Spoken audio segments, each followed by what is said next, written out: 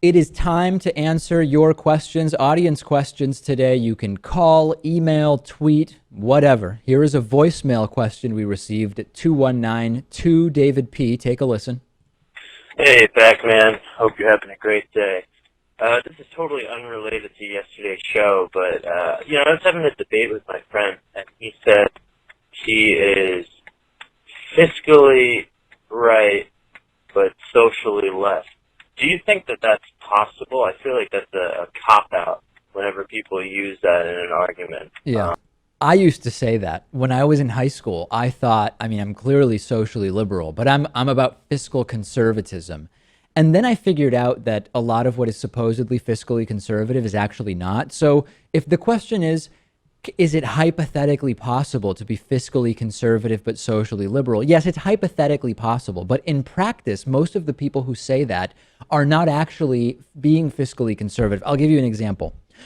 Many of the people who say I'm socially left but fiscally right would say, for example, I believe people should be taken care of. I don't think there should be some kind of safety net, but we really have to be fiscally conservative. So we should be kicking people off of welfare. We should be limiting welfare programs and eliminating food stamps, and people can't just get free health care. We've got to save.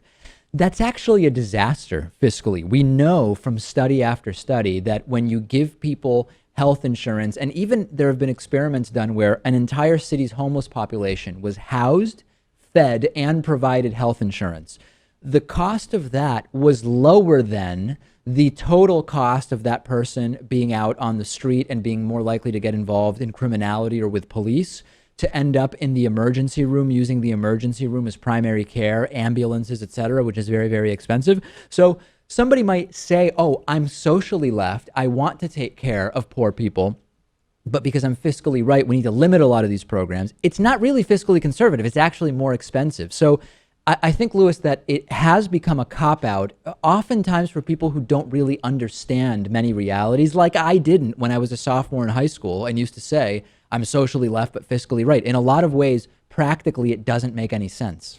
Yeah, and I don't know. I look at it as though you can't really separate the two, right? I mean, how can you separate the two when you do have welfare and that's a fiscal issue? When you do have taxation and that's clearly social and fiscal. They're both social issues. They're both fiscal issues. You're saying there are not that many issues where the social and fiscal aspects are totally divorced and exist in separated by a wall, so to speak.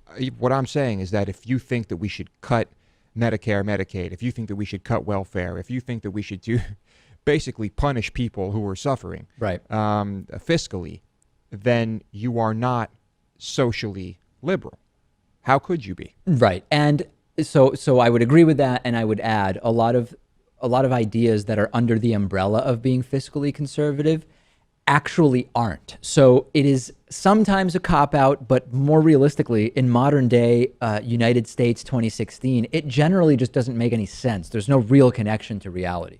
Gamefly is sort of like Netflix for video games. They have over 8,000 new and classic games for Xbox One, Xbox 360, PS4, PS3, Wii, and a bunch of other platforms. And you can play as many games as you want for one monthly fee. And if you find some games you want to keep, you can buy them for a low used price. There's never any due dates or late fees, and our audience can get a free 30-day trial at gameflyoffer.com/TDPS. The games are shipped directly to you with return envelopes included. There's no contracts, and you can rent games through the mobile app.